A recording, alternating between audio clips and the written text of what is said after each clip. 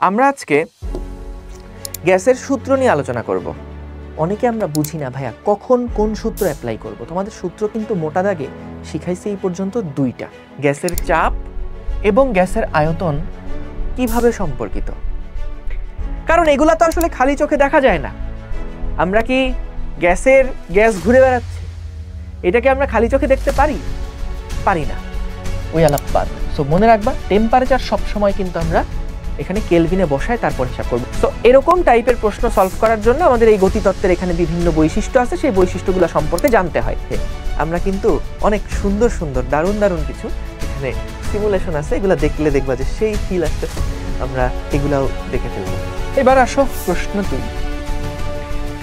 যেহেতু অণুগুলা সকল দিকেই গতিশীল, সকল দিকেই তারা গতিশীল, তাহলে তাদের গতির এক্স এর উপাংশ থাকবে, ওয়াই এর মানও থাকবে এবং জেড এর মানও থাকবে। ক্লাস শেষ করার পরই অবশ্যই ক্লাসে যা যা পড়ানো হয়েছে এটা একবার রিভাইজ করা লাগবে, বুঝছো? এটা কিন্তু মাস্ট। সো ক্লাস শেষ করার পরেই বইটা বন্ধ না করে খাতাটা একবার একটু রিভাইজ করবা, বুঝতে পারছো? একবার একটু রিভাইজ করবা।